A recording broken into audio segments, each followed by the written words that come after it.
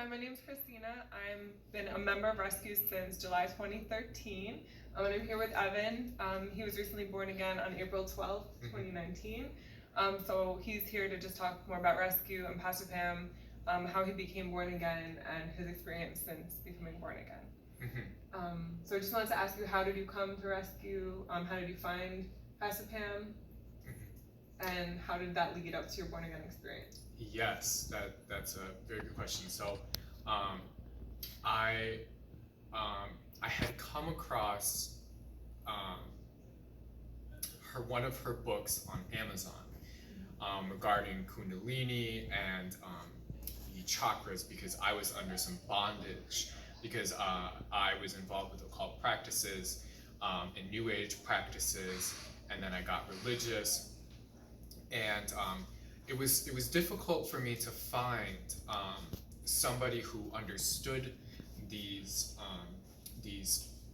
spiritual things, but weren't involved with those spiritual things, who were able to deliver me.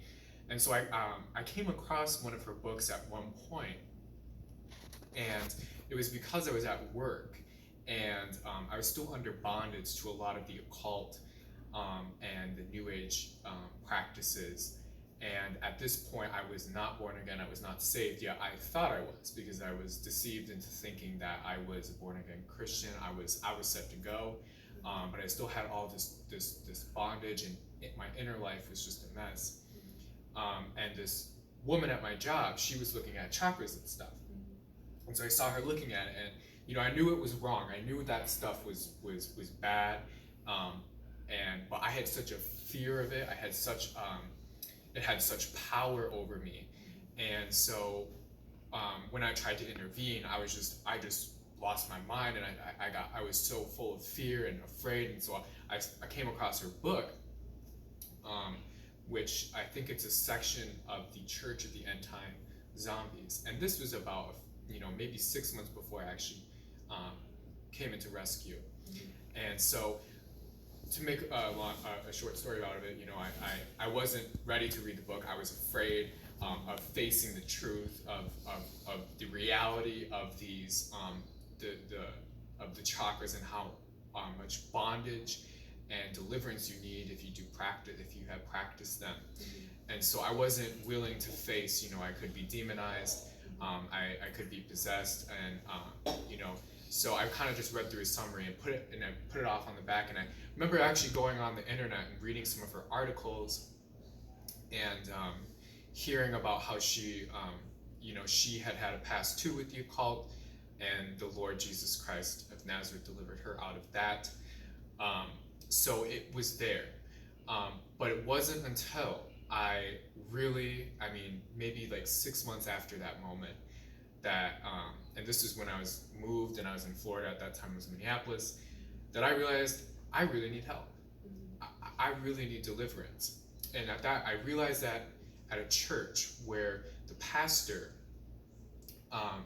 was casting out a lying spirit out of this girl who was my age, and she had fallen to the ground and was shaking and convulsing and all this stuff, and I didn't feel comfortable. I knew I needed deliverance. When all this was going on, there's tongues, but I wasn't comfortable sharing that and being vulnerable of what I needed deliverance from. And then what really struck me is that while she was on the ground laying there shaking, the pastor said, "You see that?" And I was like, "Yeah." And he's like, "That's the glory of the Lord." So that was my last time in the church, any church, my last day, and I think that was a Monday, because they usually have tea nights on Mondays. And then I bought the book, on Amazon, the section of the End Time Zombies and the Kundalini Spirit, and I started reading it, and then that's when the truth started to hit me about how serious this stuff is and how much damage it is. And that's when I could sense it, and in my soul, and like I really needed deliverance and all this stuff. And so I remember emailing Pastor Pam, and at like 3 a.m, because I couldn't stop reading it. It just brought so much truth and deliverance, even just that little section. And so that's how I got into contact with Pam, and that's kind of when she went forward. I called her the next day on Tuesday, and she said, okay, so she had me fill out the deliverance assessment form and all that stuff. So I guess, do you have any questions, I guess, from there on that you want to kind of ask? Or I guess, how did that lead up to your born again experience? Like, what happened to draw you to that?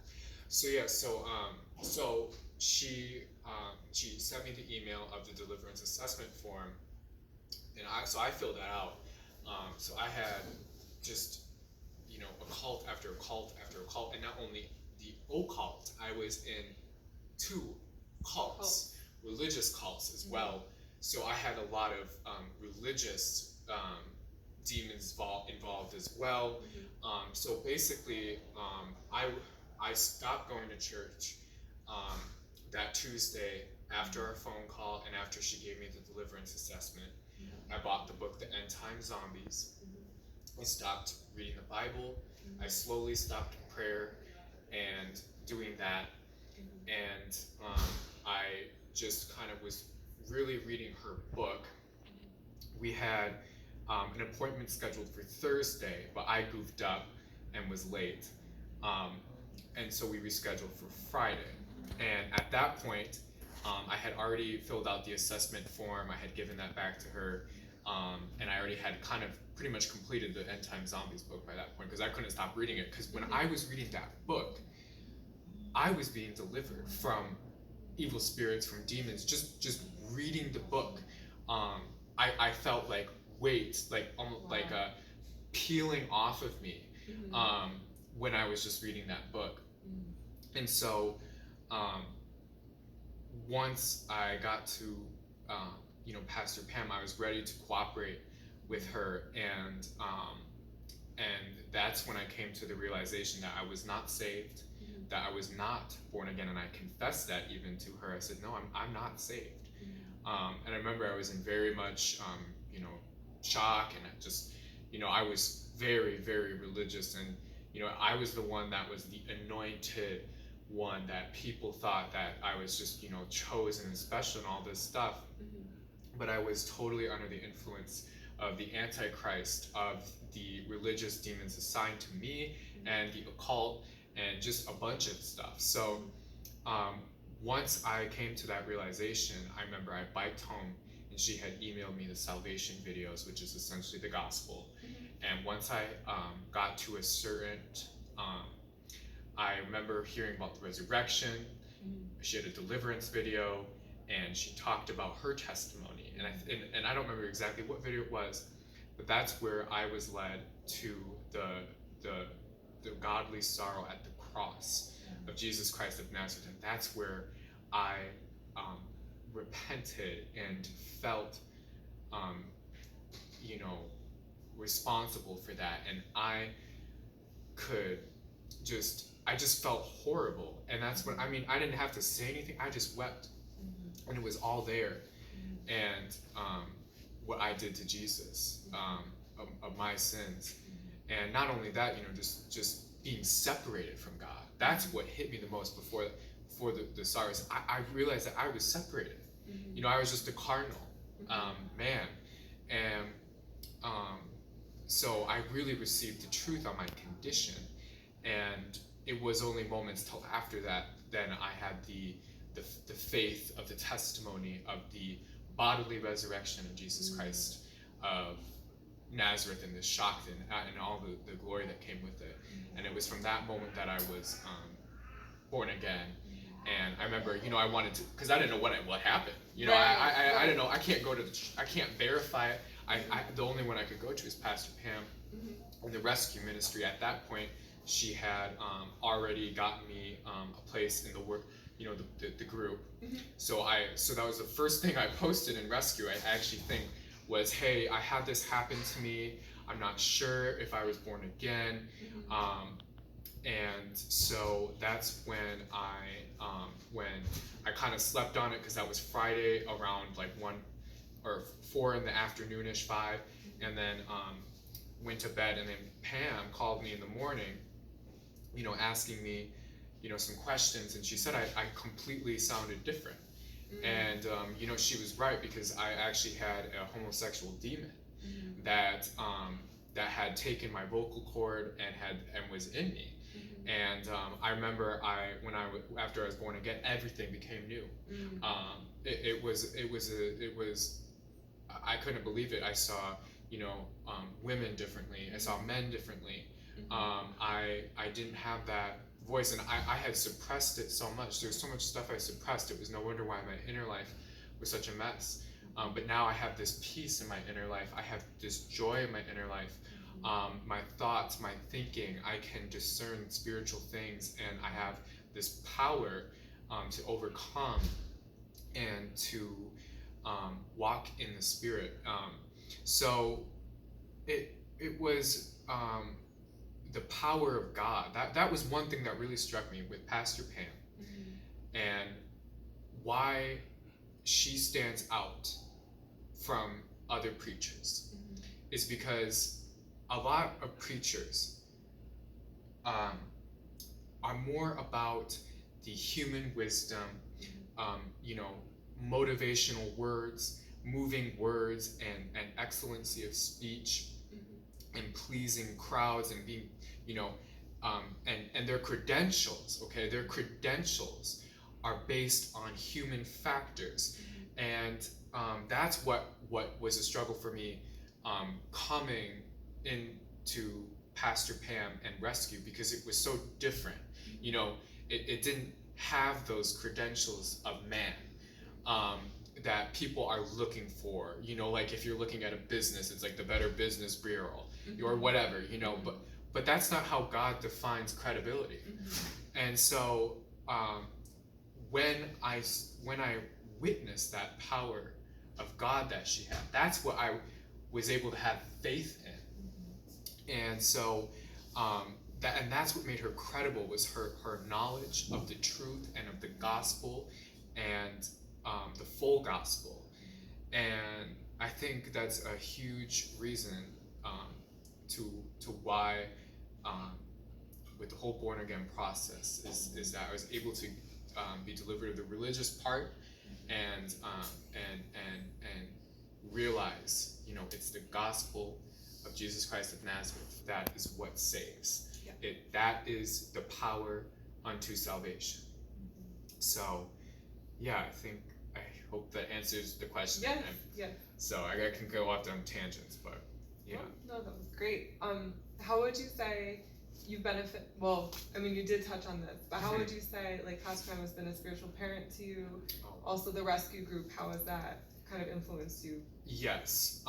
See, the thing is with the being in the religious atmosphere, there were people that that would help me and stuff like that, but it was very emotional, and it was very fleshly and very pleasing. Okay, but when I came to Rescue and being born again and needing the guidance, Pastor Pam was a counsel. When you think of counsel, it's someone who gives guidance and direction. And see, what Rescue did for me is that they didn't just say what I wanted to hear. They said what I needed to hear, and even if I didn't want to hear it. And they were upfront and real, and just like kind of like a light that would just shine, and the words that they would say would help me see.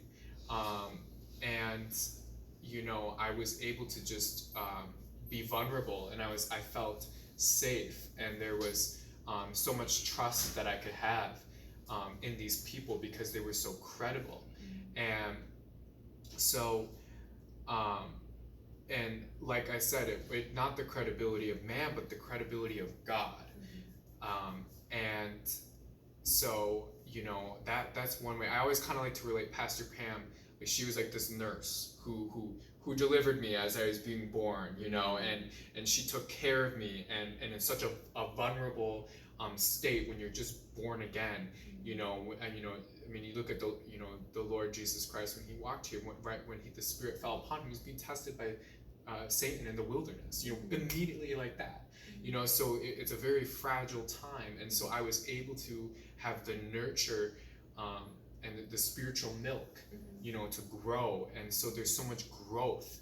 And when I was, struggling, for example, with the homosexuality parts, because a lot of it, I could be dead unto sin, but there were evil spirits involved, and so I couldn't discern. Okay, is this my flesh? Is this an evil spirit trying to arouse my flesh? And so, they were able to discern. Okay, evil spirit, resist, and okay, that's your flesh, so you need to crucify that.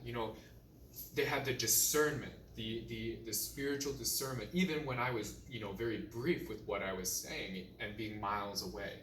So that was something too, the maturity of rescue and their understanding of spiritual things. It's just so much experience. So I think that's one way that that they differentiate, that they stand out among other religious, churches and stuff like that. They're totally different, and the experience is valid, and it's authentic, and it helps. So yeah. Okay. And is there anything else you have on your mind, or that you wanted other people maybe to know about the ministry or about your experience? Yes. So for me, being in two cults, religious cults, one cult it's very much cult, a cult. It was just prison. Now the other one, it was more of a friendly cult, but it was still a cult. And so it's hard. It was hard for me to come out and to trust these people on the internet, because man teaches you, and when you go through those traumatic experiences, man teaches you, that you got to be super cautious, and which is true, but that is not the case with rescue. And there's certain cases that kind of thought and mindset, it won't benefit you. And so that was the case for me with rescue, is that I was able, once I put my trust, and I could respect and trust the people of rescue, I could get somewhere. I had trusted so many other people in my past, and I got nowhere. It was like the first time where I could trust somebody, and things were happening. It was faithful. And so, that was something for me that I think a lot of people struggle with, is that and I kind of talked about this earlier, is that they kind of rely on the credentials of man, but the credentials of God, it's totally different. And so, I think that's, for me, you can't judge by mere appearances. You got to do the facts and the research, and you have to come to the correct conclusion. And so, and that's what I did, and that's why I really believe that Rescue in the Ministry is one of the best ministries out there that you can find on the internet. So, yeah. Okay, well, thank you for sharing your Thanks. testimony. Cool. And if you feel like rescue is something you would like to get involved in, or if you want to speak with Pastor Pam, she does one-on-one counseling. She also offers group fellowship. So her number is 888-818-1117, or you can email rescue on fb@icloud.com. All right. Bye. Bye.